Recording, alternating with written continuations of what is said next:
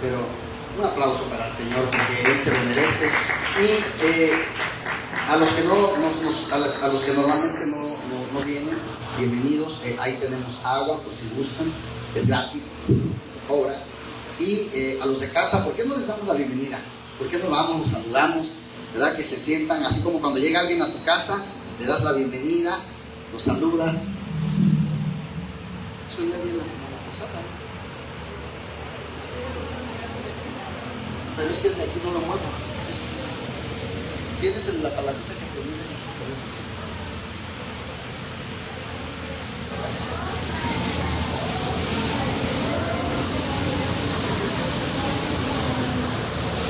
Salúdense, preséntense. Invítenles agua.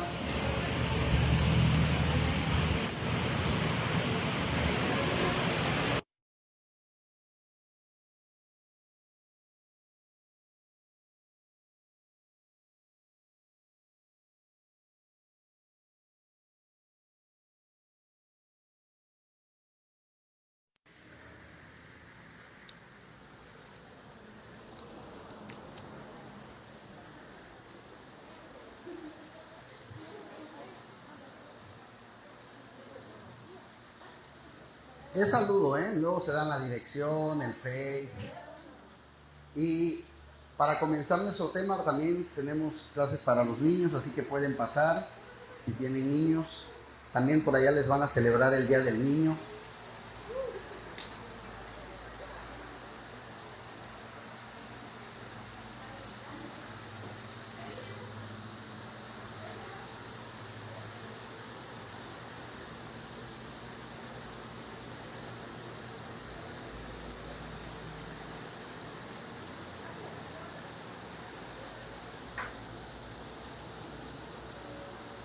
¿Ya?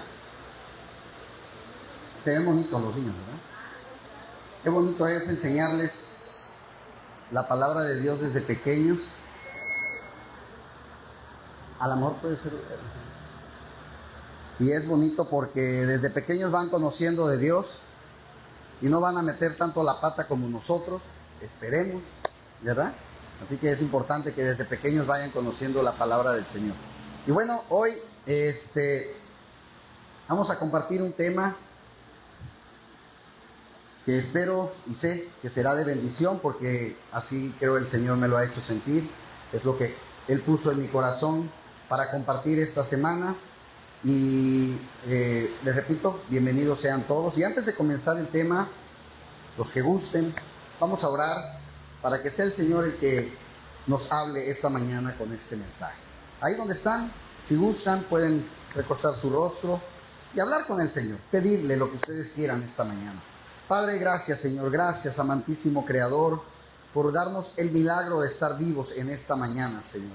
Padre, gracias Padre porque tus misericordias se renuevan cada mañana, Señor. Gracias por ese amor infinito que tú nos das día con día. Gracias por los seres queridos que tenemos vivos, por ese techo, por ese pan que pones en mi mesa, Señor. Sea poco, sea mucho, gracias porque no me dejas sin él, Señor. Gracias por esta hermosa mañana de domingo, Señor. Y te pido, Señor, que abras nuestro entendimiento, nuestra mente y nuestro corazón para que tú nos hables esta mañana a nuestras vidas, Padre. Si hay algo en mi vida, Señor, que yo necesite cambiar, háblame y muéstramelo y ayúdame, Señor, para poder hacerlo. Y de manera personal, Señor, te pido uses mi boca y mi lengua para compartir palabra únicamente que venga de ti, Señor. Bendito seas y gracias por tanto, tanto amor, Señor, en el nombre de Cristo Jesús. Amén y amén. Bueno, vamos a comenzar con este mensaje. Hace poco, mis hermanos, recordaba, no sé si algunos lo harán, un programa que pasaba en la televisión. Yo sé que aquí casi los de la iglesia se la pasan pues orando, no tienen tiempo de ver tele, ¿verdad? Pero los que sí ven tele, hace poco pasaba un programa en la televisión donde las mujeres, sobre todo las mujeres, iban y hablaban y contaban sus problemas que tenían, que estaban viviendo. Pero lo curioso era que los problemas que ellas iban a contar, hasta ese momento no los conocía nadie de su familia. Nadie sabía de ese problema que estas mujeres pasaban. Y pues cuando digo nadie, me refiero a nadie, ni sus hijos, ni sus esposos, mucho menos sus padres. Y las mujeres iban pues para buscar una solución, para desahogarse, buscar una posible ayuda. Y ya cuando la familia asistía como invitada al programa, escuchaba estos problemas y después se escuchaban estas frases normalmente. Ay, hija, si nos hubieras dicho. Ay, amor, perdóname por no haberme dado cuenta. Otra, nos hubieses dicho y juntos hubiéramos buscado una ayuda, etc. Esas eran las opiniones de la familia al enterarse del problema.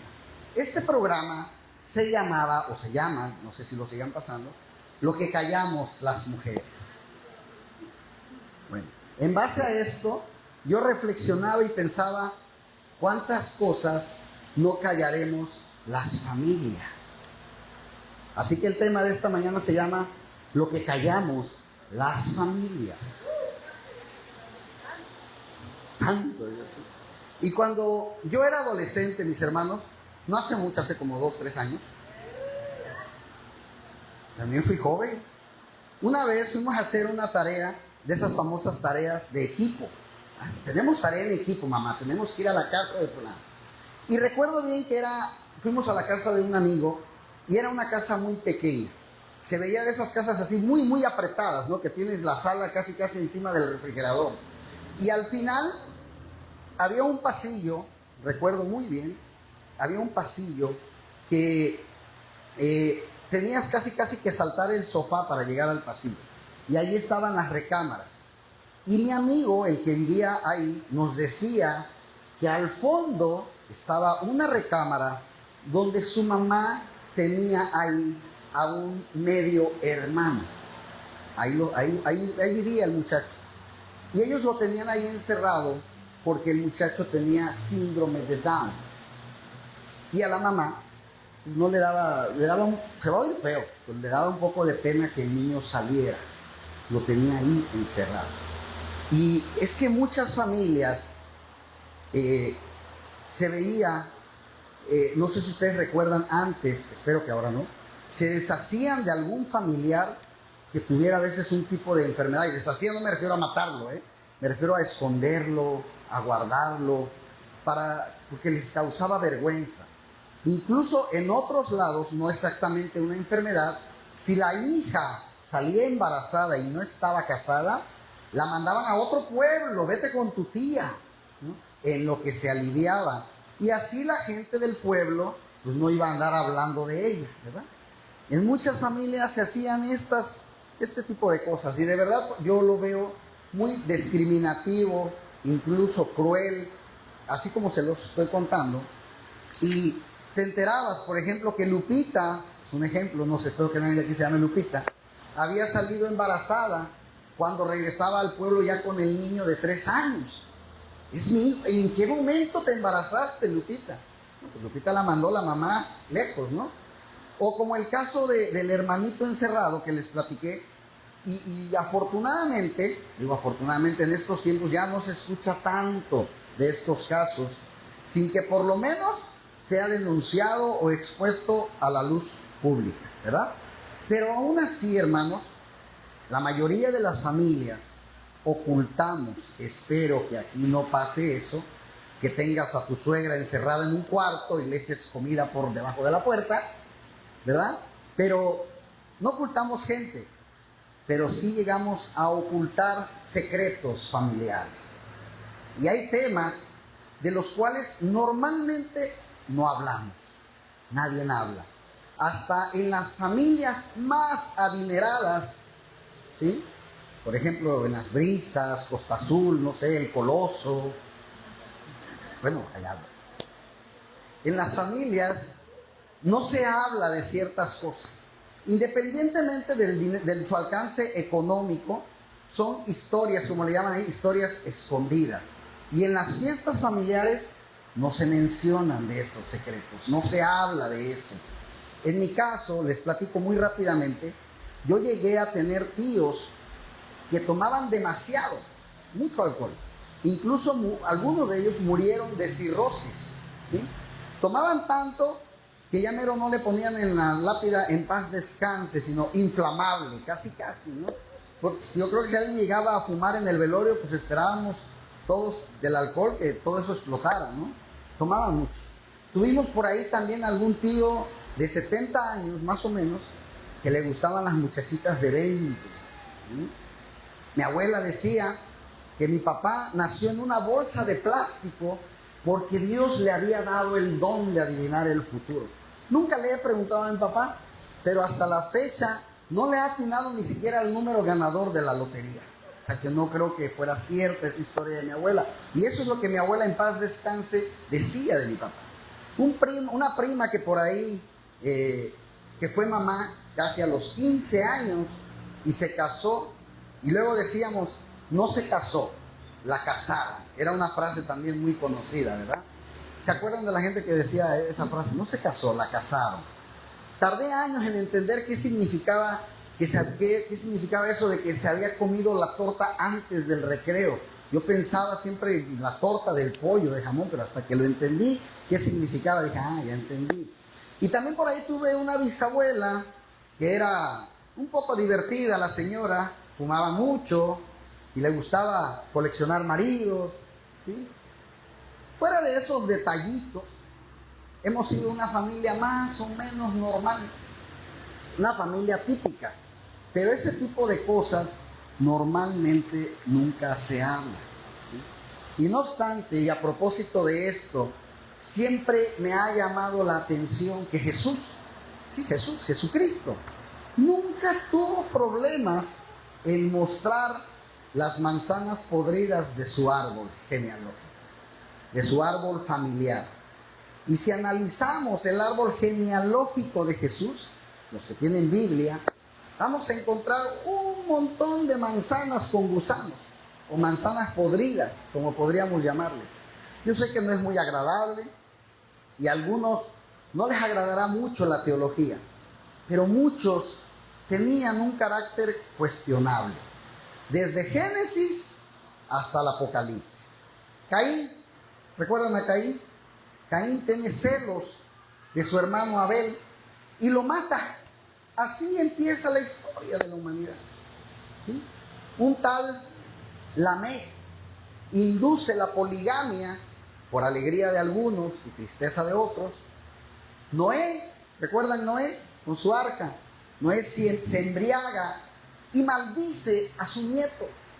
Lot, cuando tiene la casa rodeada por habitantes de Sodoma que quieren violar a sus visitantes, le ofrece a cambio que tengan relaciones sexuales con su hija. Mira qué papá tan bello, tan amoroso. Abraham tiene favoritismo entre sus hijos Isaac e Ismael, ¿sí? Que se convierten después en enemigos de por vida y de continua hostilidad que dura hasta la fecha de hoy. Judíos y musulmanes hasta hoy. La bisabuela Rahab, otra mujer divertida como mi bisabuela, una ramera de Jericó. Digo, mi bisabuela no era ramera, claro, no se dedicaba a eso, digo Rahab. Como Madame, dicen que regenteaba un burdel de las afueras en la zona de Jericó. El abuelo Jacob, era tan temido que merecía tener, dicen, un brazalete eléctrico en el tobillo porque no sabía quién iba a matar. El tío Labán, que hizo un cambiazo sutil en la luna de miel de su yerno Jacob, él no sabía que se había casado, ¿sí?, con la mujer equivocada, hasta la mañana siguiente, ¿verdad? Ahora sí que, como dicen, a él le cortó el pastel y le tocó bailar con la más fea toda la noche y ni cuenta se había dado. La hermosa y seductora Betsabé, que aparece en las escrituras, que nadie cree que ella no sabía que los pervertidos podrían verla, porque las escrituras dicen que ella se bañaba desnuda en la terraza a la luz del día frente al palacio real. Pero ella no pensaba que la fueran a ver. No la estoy culpando. Te estoy mostrando los personajes tan divertidos que aparecen en la Biblia. David, el matador de gigantes, ¿lo han escuchado? ¿Sí? Él no pudo manejar la famosa testosterona. El tipo tenía más mujeres que sentido común. Y además con una personalidad tan irregular como una pintura de Picasso. Porque un día cantaba salmos y al día siguiente codiciaba y seducía a la esposa de su propio capitán. Y su hijo, Salomón, que tampoco fue una joyita, un magnate harto de dinero, era el rey tan rico que solo se dedicó a coleccionar mujeres. Dice la Biblia que llegó a tener casi hasta 900 concubinas. Pobre hombre, si con una suegra se sufre, imagínate con 900. ¿Y qué decimos de los matrimonios bíblicos? Todos, casi todos los matrimonios bíblicos, la mayoría, un desastre, la mayoría. Adán y Eva la regaron en el huerto. Apenas tuvo problemas Adán, ¿y qué dijo? Es que la mujer que me diste, le reclamó a Dios. Desde ese día yo creo Dios dijo, yo no le vuelvo a elegir mujer a nadie, ¿verdad? Ustedes se la busquen. Digo, para los que luego dicen, Dios, mándame una mujer, Dios ha de decir, yo ya no me meto en broncas desde el huerto. Abraham mintió diciendo, y eso ya lo vimos aquí, que su esposa Sara era su hermana, y embarazó a su sirvienta Agar. Isaac y Rebeca se pasaron un matrimonio peleando, porque él favorecía a Esaú y ella favorecía a Jacob. Por lo que sabemos de la esposa de Moisés, Séfora, que aparece en las Escrituras con una fuerte discusión donde ella le dice a Moisés, a partir de ahora eres mi esposo de sangre, nada más. Por un problema que tenían con el hijo, que no viene al caso en este momento, pero fue una manera de pedirle el divorcio, porque en la Biblia de ella nunca más se vuelve a saber. Cuando la dulce esposa de Job ve que la vida de Job se le está poniendo difícil, el pobre hombre está perdiendo todo, ella le dice, maldice a tu Dios y muérete. Qué esposa tan amorosa, ¿eh? Esos son algunos de los matrimonios que no son como las películas de Disney, que la vida es difícil hasta que te cases, porque a partir de ahí vivieron felices para siempre. Pero eso solamente pasa en Disney, ¿sí? Le pasó a Cenicienta, a Blancanieves, a Rapunzel, a Aurora, a Ariel, a Jazmín, a Mulán, a Pocahontas, a Ana y a Elsa, y hasta la Bella que se casó con el Bestia. ¿Ah? Lo demás que no son de Disney, todos, incluso en la Biblia, tuvieron problemas. Y yo creo que si vivieran en la actualidad, muchos de esos matrimonios necesitarían terapia urgente, ¿sí? Así que, señoras y señores, pasen y vean. Estos son los antepasados de Jesús. Gente problemática. Y yo voy a las Escrituras, a la Biblia, y veo una historia de desgracia marcada por el escándalo, por la intriga, y pregunto, ¿por qué Jesús no borró esos nombres de su lista? Esos que acabamos de hablar. Pura gente especial. ¿Por qué no los borró? Imagínense que desde ese entonces ya hubiera habido periodistas como los de hoy. Se hubieran dado vuelo, ¿verdad? Estafadores, canallas, sinvergüenzas, bribones. Pero están ahí desde Génesis hasta el Apocalipsis. Entonces yo pregunto, ¿qué clase de gente es esta? La clase de elenco que integra el elenco de los personajes de Dios. Porque en esa familia extraña, ¿sí? Por muy extraña que la veamos, también entramos nosotros. Encontramos nuestras historias en las historias de ellos. Lo que concluye, hermanos, es que si Dios pudo encontrar para estos personajes de su familia, ¿sí?, un lugar, significa, amigos, que tú y yo tenemos esperanza, que también nos puede usar. que también nos puede incluir y que tú y yo podemos ser parte de la familia de Cristo. Yo siempre he dicho que todos nosotros, todos, tenemos un escandaloso problema. Y no es que pecamos, ese no es el problema, porque ese problema lo tenemos todos. Nuestro problema real es que no podemos hablar al respecto, que nos cuesta mucho a ti y a mí ser auténticos, ¿sí?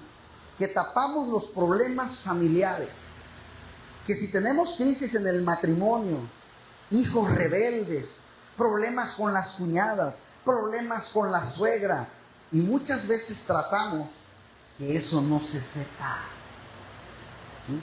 Y esa falta de autenticidad precisamente es nuestro peor problema. Porque digo, el peor castigo, que el requisito sea para pertenecer a una iglesia, muchas veces es simular que no hay ningún problema, ¿sí? Muchas iglesias lo ponen como requisito. Y por eso es que mucha gente dice, yo no puedo ir a la iglesia, yo no voy a ir a una iglesia. ¿Cómo tú pretendes que yo vaya a ver al pastor, al sacerdote, al rabino, de la religión que me digas? ¿Cómo tú quieres que yo vaya si mi vida es un desastre? La gente cree que tiene que autohigienizarse, o sea, que tiene que autolimpiarse antes de ir a la iglesia. ¿Por qué?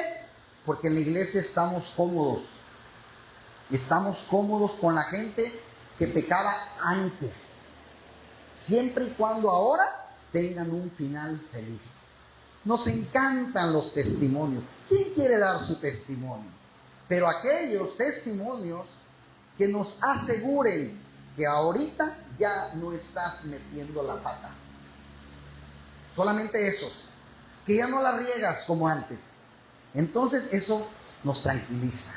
Por eso nos encantan los testimonios como los que pasan en la televisión en la madrugada.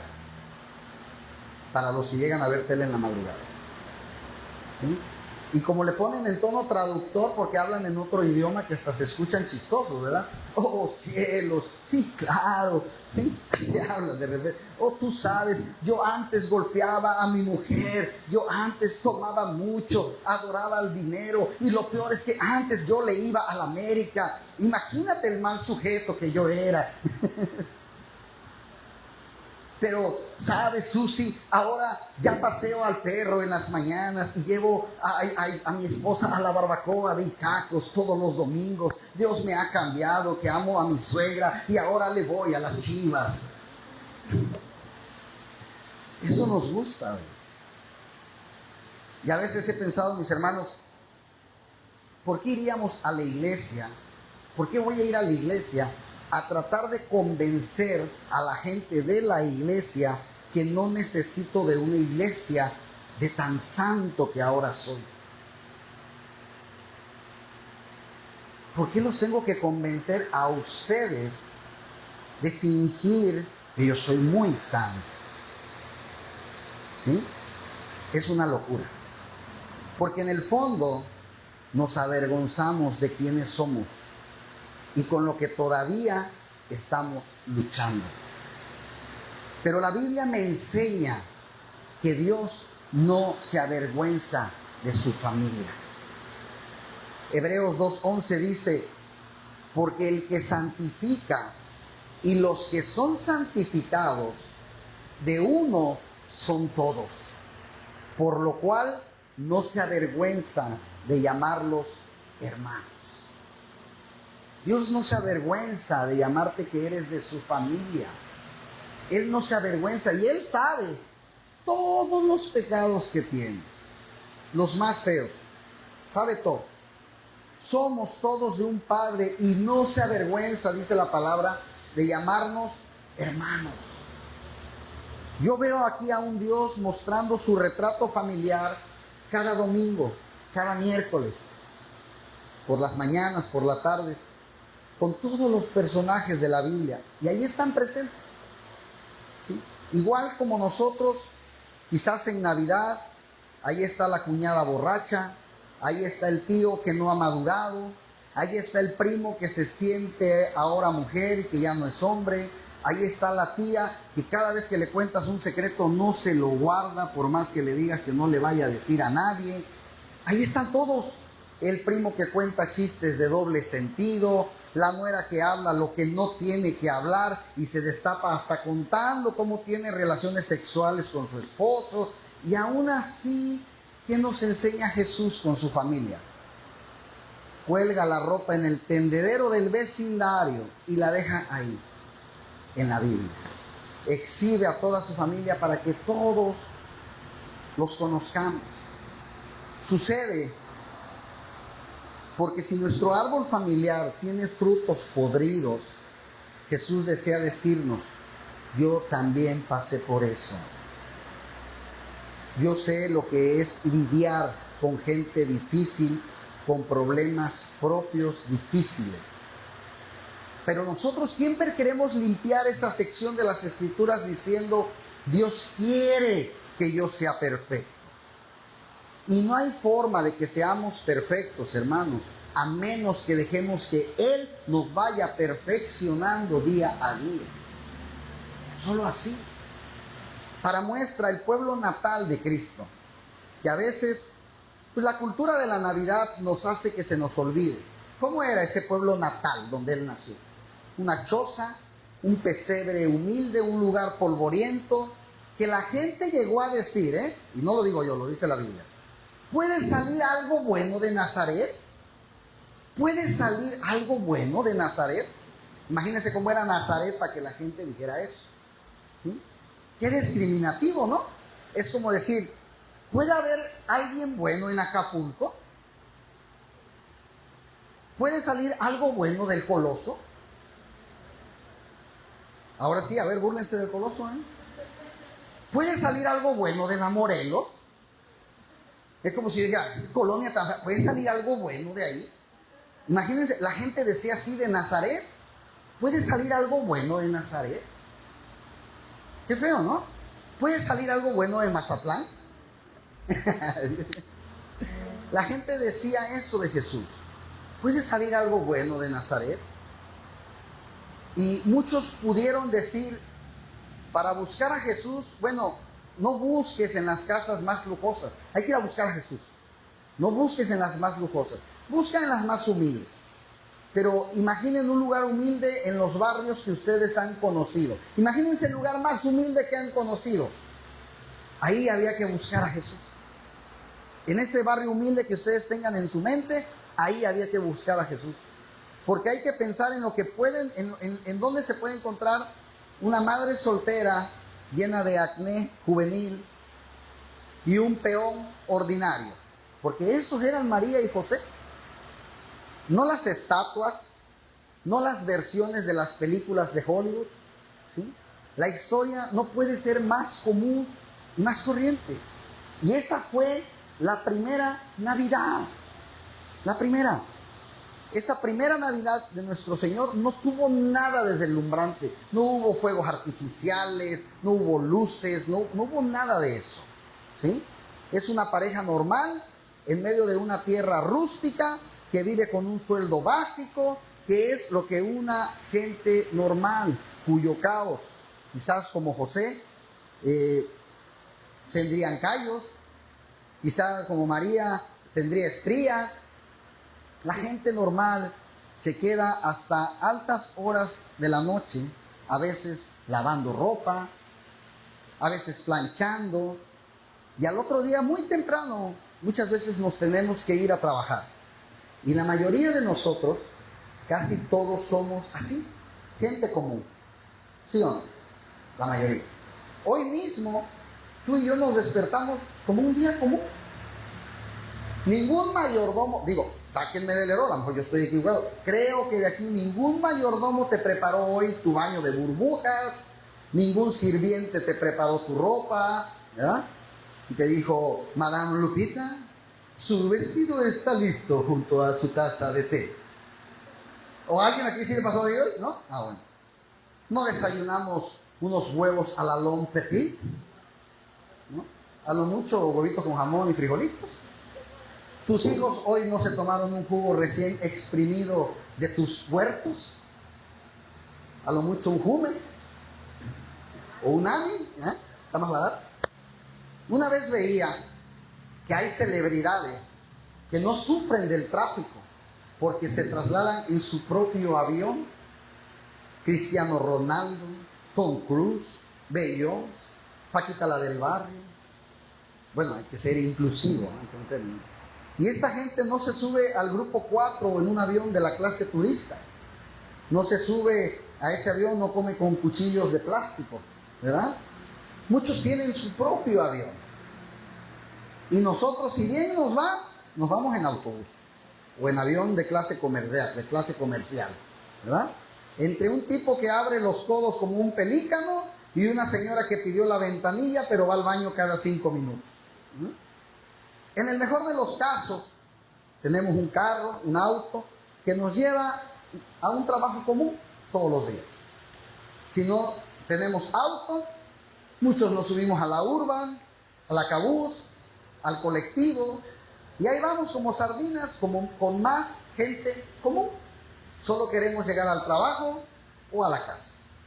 Fila en la autopista, fila en las tortillas, fila en el súper, en todos lados. Si por lo menos fuéramos el presidente municipal, a lo mejor nos darían el paso, pero a ti y a mí no, ¿verdad? Y cuando estaba escribiendo esto en mis notas, me vino a la mente hace muchos años, hace como 15 años, cuando yo era coordinador nacional de un departamento en las tiendas de Sam's Club, y yo iba a visitar tiendas a otros estados. No, hombre, me recibían los gerentes, ahí viene el coordinador nacional, ¿no? Y me invitaban a comer, y ahí decían, pásale, pásale. Yo, me puedo acostumbrar a esto, me gusta, me puedo acostumbrar. Pero me sentía casi el presidente de la República, ¿no?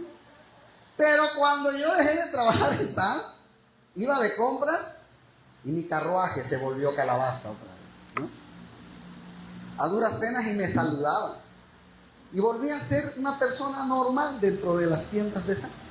Entonces, llevamos una vida salpicada con alguna boda por ahí, algunos momentos de éxito, un nacimiento, un funeral en el peor de los casos. Y a veces nos sentimos invisibles entre tanta gente. Pero Jesús también era un muchacho perdido en el vecindario. Los vecinos de Jesús, cuando él se empieza a hacer famoso, o sea, que empieza a predicar, lo recordaban como un obrero. Marcos 6:3 dice, ¿no es este el carpintero hijo de María, hermano de Jacob, de José? No decían, ¡ay, viene el Hijo de Dios, el niño prodigio! ¿No? Es como cuando tú te encuentras, oye, ese no era el mecánico que nos arregló, ni te acuerdas ni de su nombre. La Biblia lo dice. ¿No es este el carpintero, hijo de María? El que ahora andan diciendo que hace milagros. Fíjense, era un tipo común. ¿Sí? Para nada. Las cabezas no giraban cuando Jesús pasaba en ese momento. En estos tiempos no lo hubieran elegido ahorita como el rostro del año. Venía incluso de un linaje, ya lo vimos, cuestionable, como ya lo vimos, criado en un pueblo olvidado, entre gente humilde, en una recóndita aldea, un hogar humilde, un padre que desapareció, porque de José no se sabe nada después de los 12 años de Jesús. No se vuelve a mencionar en la Biblia. Se piensa que a lo mejor murió cuando Jesús tenía 12 años, cuando él se pierde y sus papás lo buscan y él está en el templo. Después de eso, se olvidó José, ¿sí? Y era un carpintero común y corriente. O sea, no tiene que pensar en el Jesús rubio, de ojos azules, con rasgos europeos, porque esa fue una creación de Hollywood, ¿sí? Lo más probable es que no era ni rubio, ni de ojos celestes, ni tuviera aspecto europeo, era oriental, del pueblo hebreo. Si quisiéramos pensar que él hubiera sido un perfecto modelo, casi como casi como los que vivimos en el Coloso, pero no. Cuando ustedes prediquen, ponen su colonia que ustedes quieran poner de ejemplo, ¿no?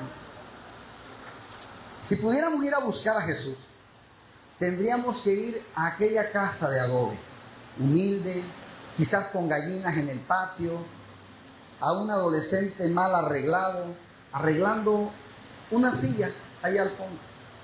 Ese era el adolescente. Dice el libro de Hechos, era necesario que él fuera en todo como nosotros, sus hermanos, porque sólo así podría ser misericordioso con nosotros y fiel para con Dios.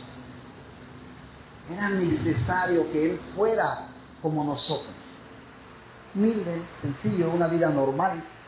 Y también dice Hechos, y puesto que él mismo experimentó lo que es el sufrimiento y la tentación.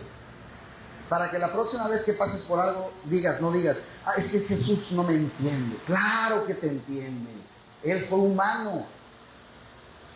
¿Sí? Jesús sabe lo que eso significa. Y es precisamente que porque lo sabe, que nos puede ayudar. ¿Sí?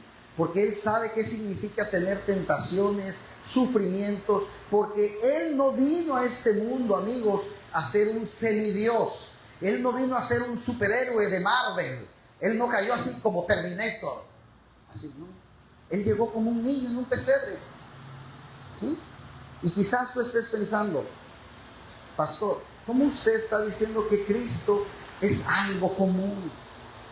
¿Cuándo me puede decir que es común caminar sobre las aguas? ¿Cuándo es común resucitar muertos? ¿Cuándo es común una vida como la de Jesús? Ya casi los escucho por ahí en las redes a los policías de la santidad ajena. Pero muchas veces sí podemos llamar común a la vida de Jesús.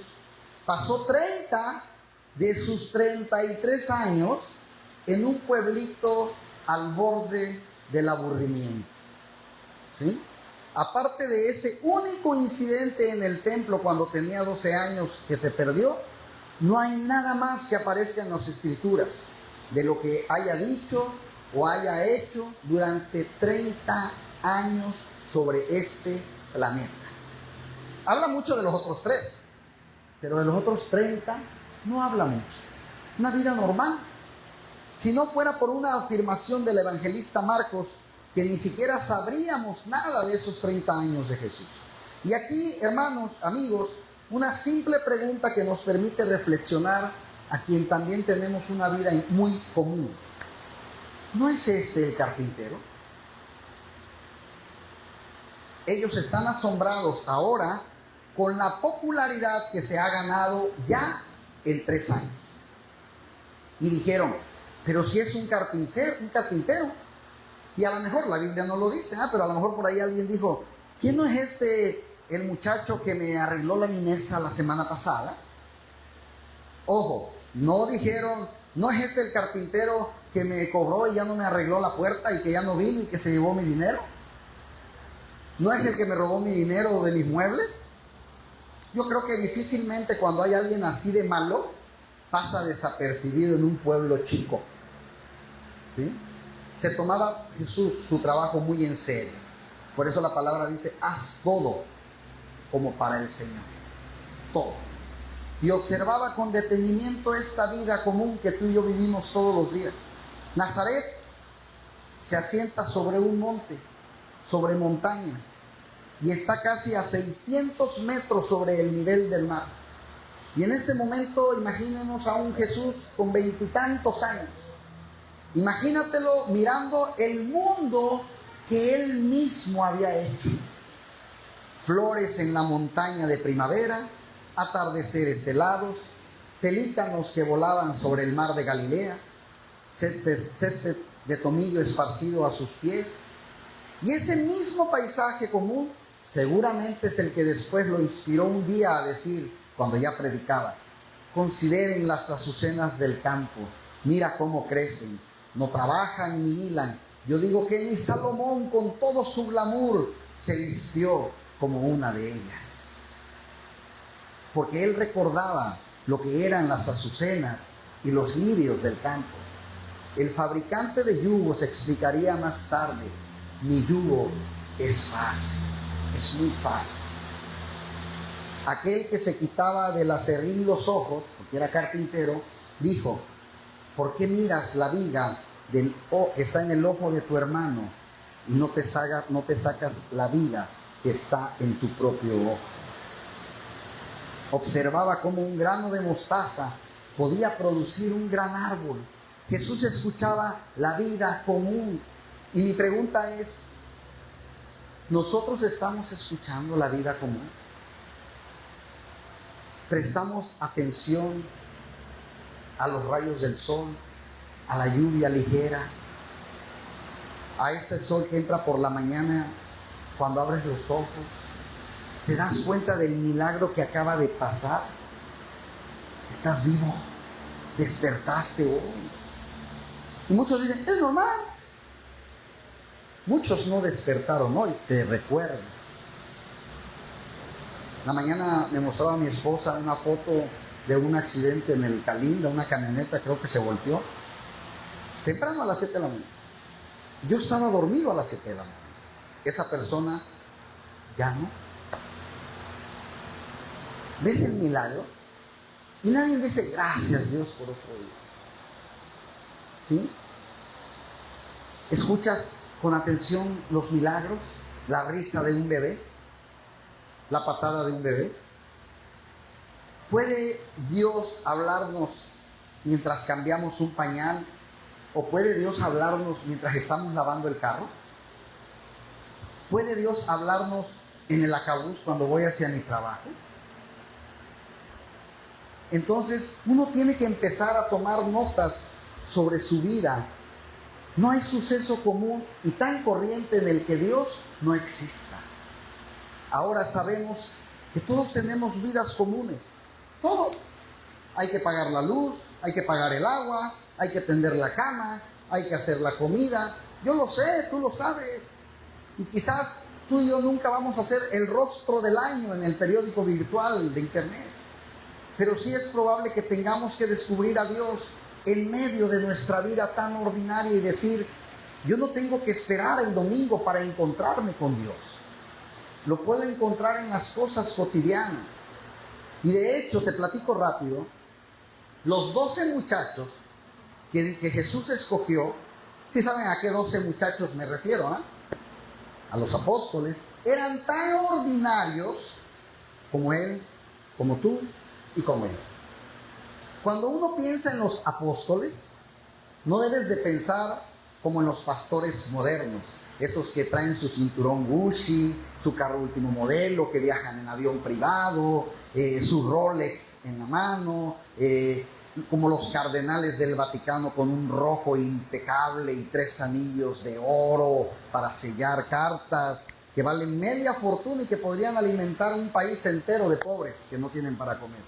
Yo te voy a recordar cómo eran aquellos 12 muchachos destartalados. En la esquina está Pedro. Ese señor tiene un acento marcado de Galilea. Las redes de pescar le han endurecido sus manos. Su mayor logro hasta este momento se la debe a las aletas y a las agallas de los peces que pesca.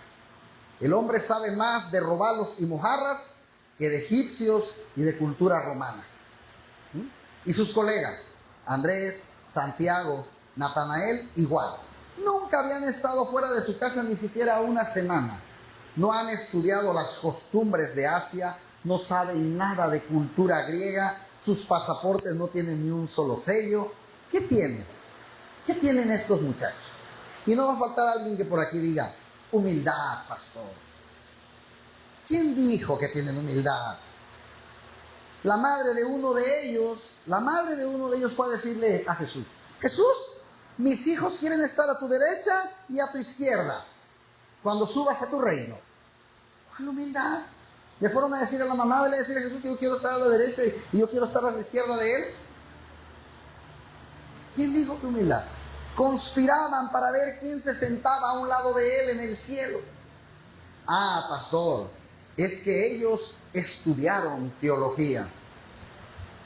No sabían ni la palabra, que en ese momento era el Antiguo Testamento, Ni la conocían muchos. Uno de ellos, ¿saben qué le dijo? Por si piensan que sabían teología. Jesús, olvídate de la cruz, eso no va a resultar. Bueno, pastor, es que ellos tenían sensibilidad. Juan quería quemar a los habitantes de Samaria. Le dijo a Jesús, los quemamos vivos. ¿Qué sensibilidad tenían? ¿No? Si el tipo era casi el Che Guevara. Ah, pastor, es que ellos eran tipos muy leales. Cuando Jesús los necesitó, estos tipos estaban dormidos. Cuando fue arrestado Jesús, estaba más rodeado de enemigos que de amigos. Se rajaron, como dicen por ahí, para su tierra. Patitas, ¿para qué te quiero? Corrieron. Durante la ejecución de Jesús, estuvo casi solo. Había uno que se quedó, nada más. Y aún así, con todo lo que les acabo de decir, ¿saben qué les dijo el Señor? Ustedes serán mis testigos en Jerusalén, Judea, Samaria y hasta lo último de la tierra. ¿En serio? Si eran unos incultos y arrogantes, van a ser mis testigos, les dijo Jesús. Sí, ustedes que me llamaron loco en el bote, que no creyeron en mí. Sí, ustedes recaudadores de impuestos, incultos, pueblerinos.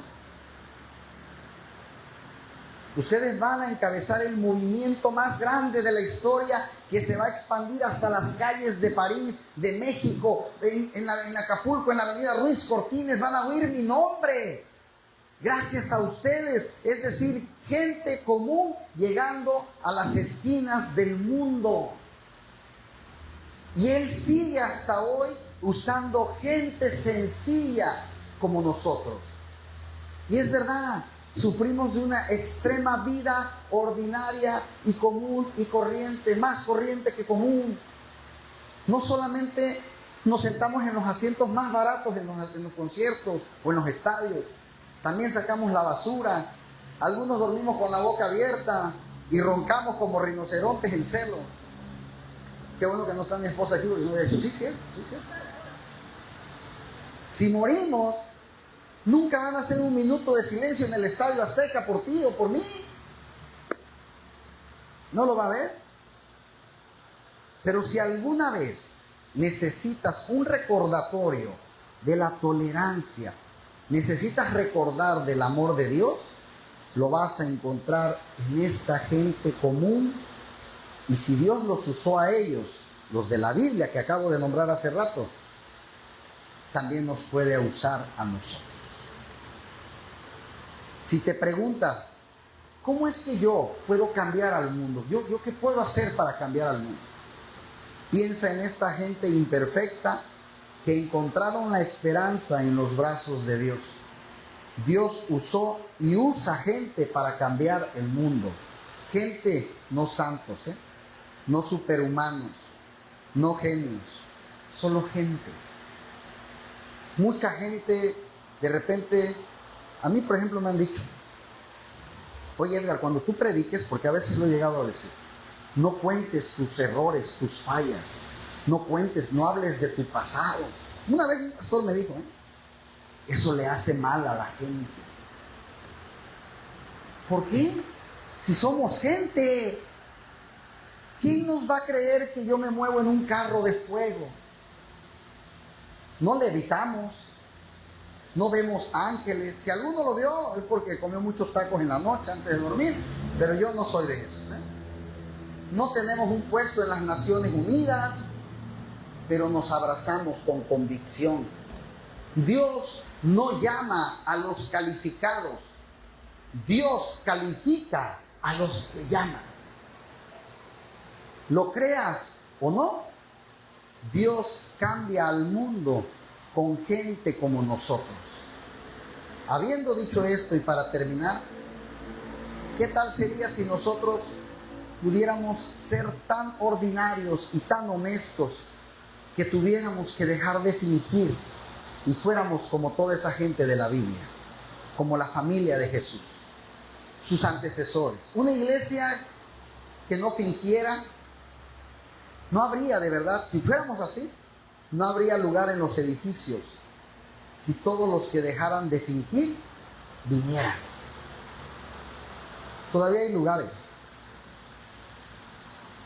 Hay algunos lugares que en ciertas temporadas, no sé si lo han visto aquí, ponen anaqueles o ponen una sección con mercancía muy barata. Algunos centros comerciales, algunas tiendas. O como le llaman por ahí, mercancía de remate, ¿verdad? Incluso muchas veces ponen esa mercancía de remate con algún defecto. Y te ponen un letrero que dice, sin devolución. ¿Sí lo han visto? Es una manera de decirte, en pocas palabras, estos artículos están más baratos porque tienen un defecto. Los puedes comprar, pero no hay devolución de tu dinero. Eso es en resumido, ¿verdad? Es una advertencia razonable, una falta de un botón, un cierre que no sube, una rotura por aquí, por allá. Así que cuando llegues a tu casa, no puedes regresar a decir, oiga, me salió mal. No puedes regresar. Queridos matrimonios, queridos papis, queridos yernos, queridas nueras, no se devuelve el dinero. No se cambia la mercancía. Si estás buscando perfección, te metiste al área equivocada. ¿Sí? Porque ahí decía, no hay devolución. Y si tú estás esperando, ojo con esto, ver perfección en una iglesia para congregarte ahí, también estás en el lugar equivocado. Les aclaro, aquí esta iglesia no es perfecta. No sé si lo sabía, pero no es perfecta. Porque de entrada estoy yo. ¿Amén? Así que piensa en un instante en una persona que tenga una relación contigo. Padre, esposo, hijo, hija, a quien más conoces, a quien más amas. Piensa en esa persona. No me digas que es ligeramente irregular, que tiene por ahí sus defectitos. Quien sea. ¿Sí o no? Hay una etiqueta que dice aquí, mercancía con defecto. Pero hay que buscarlo. Quizás una tendencia al engaño, una lengua venenosa, un temperamento sin control, ojos indiscretos. No te diré dónde está el defecto, pero ahí está. ¿Sí? Ahí está. Y cuando por fin encuentres la fallita, que te aseguro, la vas a encontrar, no pongas cara de que haces pipí, agua bendita, ¿eh? Dios mío. Como muchos de nosotros cuando vemos un pecado en otro, eso hizo la hermana. Hasta se les va el aire, ¿eh? No hagan esa cara, por favor. Porque si uno quiere una relación auténtica con una persona, hay que aceptar que esa persona va a tener defectos. Si andabas en busca de una persona perfecta, te metiste al área de la tienda equivocada.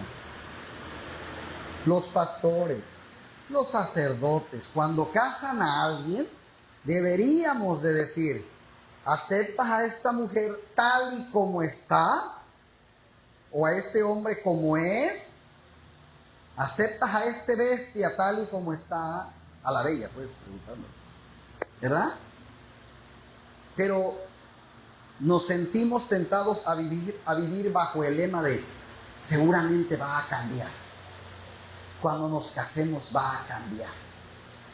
Hacemos torpes intentos por querer arreglar a la gente, por querer controlarla. Quiero que se haga a mi manera, que aprenda a ceder. Y no pasa nada. Pero lo que más nos cuesta entender es que nosotros también estamos en la misma área de productos con defecto.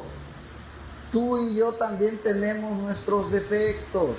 ¿Por qué exigir perfección si tú no la puedes ofrecer?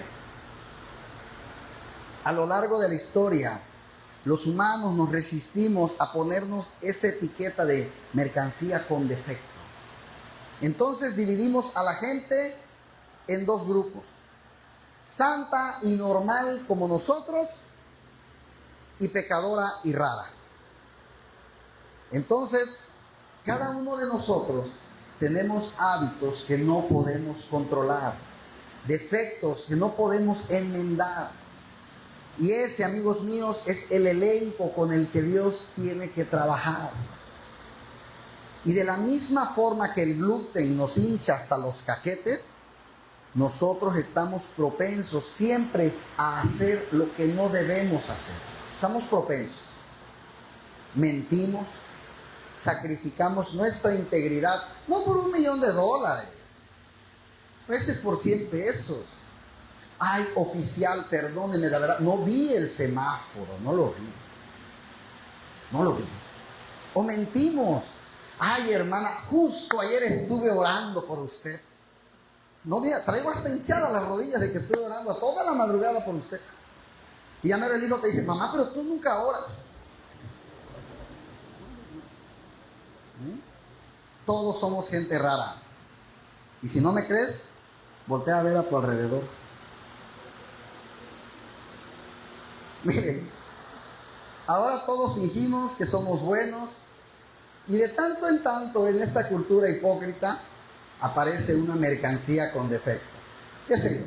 Por ejemplo, un pastor dice que discutió con su esposa anoche, que el hermano Luis lo corrieron porque agarró dinero de su trabajo. Y ahí vamos otra vez todos, ¿no? Dios mío, el pastor se peleó con su esposa. Como si nosotros fuéramos perfectos, ¿no? El hermano lo corrieron porque dicen que agarró dinero. Si yo hubiera estado, no, ¿cómo crees?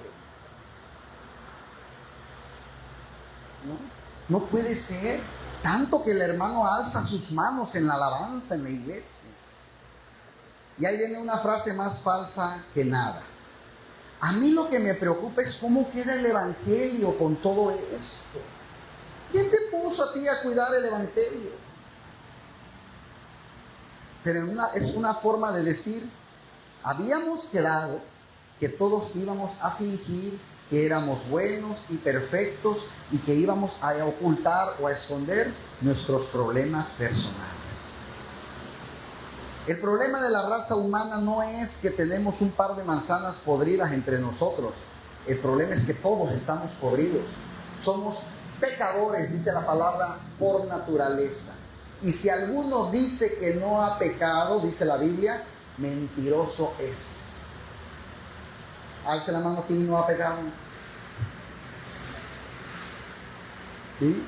Y como lo digo siempre, si alguien dice: yo lo que ando buscando es una iglesia perfecta, yo le voy a decir: era perfecta hasta que llegaste, ahora ya dejó de serlo. Porque hay más oraciones sinceras en los pasillos de los hospitales y en los panteones que dentro de estas cuatro paredes.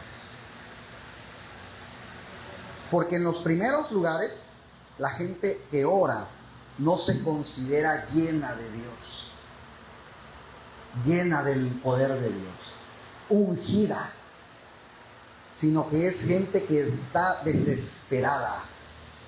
No come santos y defeca diablos, como dicen por ahí. Y a pesar de tener tantos defectos, ora torpemente como puede. Y hasta extiende una mano de ayuda a gente común como ellos. Piensan que a lo mejor le pueden cambiar la vida a alguien. Piensa que hay oraciones más sinceras, a veces, insisto, en hospitales y frente a una tumba, que en lugares como este. Tristemente es la realidad. Ahora, no estoy diciendo que los que estamos aquí no somos sinceros, pero deberíamos de tanto en tanto toparnos con que somos ordinarios y saber que somos gente normal como todos. Posiblemente yo sea el más normal de todos aquí, lo digo en serio, sin afán de elevarme, porque de repente dicen: ay, pastor, me gusta cómo predica usted. Yo digo: no, para nada. nado en el mar de la normalidad. Me cuesta horrores lo mismo que te cuesta a ti cualquier cosa. No te creas que yo en la mañana me levanto y empiezo a levitar y brinco y digo, un día más a buscar de Dios. No, a veces no. A veces no me puedo levantar. A veces me quedo viendo la chancla como un minuto. ¿Sí? Y yo espero a veces que la sandalia me diga, no vayas hoy, Edgar, a trabajar. Y me le quedo viendo, pero no me dice nada. Y ya veo que está pasando el reloj y ya me paro mejor. A veces me desanimo. A veces no veo que la iglesia crezca. No soy una persona voluble, pero a veces estoy alegre, a veces estoy triste, a veces me enojo. Pero me pasa lo que te pasa a ti, lo que le pasa a ella, a él, a ella, a todos. ¿Sí? A eso me refiero cuando digo que soy el más normal o el más normal de todos. Porque hay gente que piensan que son los únicos en el mundo que sufren. Y dicen al prójimo, seguramente él o ella no tiene problemas como yo. Mentira. A veces podemos estar peor que tú. Pero uno siempre puede hacer algo por la gente. Siempre. Y de verdad, aunque no seamos la Madre Teresa, aunque no tenga todos los recursos, aunque no sea millonario, se puede. Y si tú no me crees que tú y yo podemos ayudar al mundo, pregúntale a las personas que viajaron a Londres una mañana de otoño del año 2009 para darles las gracias a un señor llamado Nicholas Winton. Un tren de vapor salió de Praga con destino a Londres para homenajear a Sir Nicholas Winton, que hasta antes de ser caballero Sir, era un hombre común, que poco antes del comienzo de la Segunda Guerra Mundial salvó a cientos de niños de la deportación nazi. El tren Winton rememoró el trayecto que a finales de agosto de 1939 hicieron 669 niños checos de procedencia judía, a los que este simple, en aquel entonces, un agente de bolsa británico salvó de una muerte segura de los campos de concentración de Hitler. Y ahora estas personas están viajando en un tren para el homenaje. Estas personas que la mayoría tienen entre 70 y 80 años, pero no es un viaje social, es un viaje para demostrarle gratitud a este caballero. Van desde Praga hasta Londres para darle las gracias al hombre que salvó sus vidas. Un hombre anciano que los espera en la estación con 100 años. Los recibió en la estación de Landén, como lo hizo en 1939. En aquel entonces tenía él 29 años. Las tropas de Hitler estaban azotando Checoslovaquia, separando a las familias judías. Se llevaban a los papás y a las mamás, a los campos de exterminio. Allá los mataban. Y nadie se preocupaba por los niños. Winton se entera, pero decidió ayudarlos. No era nadie, no era un pastor, no era un sacerdote, no era un militar, era un agente de bolsa, un trabajador como de un banco. ¿Sí? Eso era. Y él usó sus vacaciones para ir a Praga, y donde trabajaba durante el día y por la noche salvaba niños. Convenció a la Gran Bretaña de darles asilo, encontró casas de adopción, recaudó fondos y programó el primer viaje el 14 de marzo de 1939. Realizó 7 viajes más en los próximos 5 meses. Su último cargamento de niños se le conoció como los trenes de la esperanza. Llevó 669 niños en total y les dio la opción de la vida. Parece que no hizo mucho, pero murieron, o parece que no hicieron mucho porque murieron, mejor dicho, 15,000 niños en el genocidio. Pero él salvó 669 que les dio la opción de vivir, de crecer y de ser adultos. Después de la guerra, este hombre no le contó a nadie lo que hizo, ni siquiera a Greta, su esposa. En 1988, Greta, como la mayoría de ustedes, se pone un día a hacer aseo, se pone a ordenar sus papeles, y encuentra unas listas y unas fotos de unos niños con sus nombres y le pregunta, ¿qué hiciste? Y él dice, es que yo no quiero, no me interesa que me den crédito o fama por eso. Pero ella reveló al mundo el secreto de su esposo, el corazón bello de un hombre, que se guardó por 50 años ese secreto. La BBC de Londres lo invita a un programa en televisión y él va sin saber para qué. El video es viral en YouTube, lo pueden buscar después. Él se sienta como espectador, no sabe a qué va, y de pronto la conductora saca una libreta y lee el nombre de una niña y luego grita, Nicholas Winton. Él se asombra, levanta la mirada. El nombre de esa niña que acabo de leer es el nombre de una de los cientos de niños que usted salvó. Y luego ella dice, levántese todo aquel de este lugar que le deba la vida al señor Nicholas Winton. Y de repente todo el estudio se pone de pie. Porque de aquellos 669 niños hay más de 5,000 descendientes, hijos, nietos, bisnietos. En el 2003, la reina Isabel, a la edad de 106 años, y como él decía, yo no creo que esto haya sido muy importante. No me sobreestimen, solo soy un hombre común y ordinario. La reina Isabel le concede el título de caballero. Y finalmente, él muere en el 2015 a la edad de 106 años. ¿Qué hizo? Lo que se suponía que debía hacer un hombre, y no se equivocó.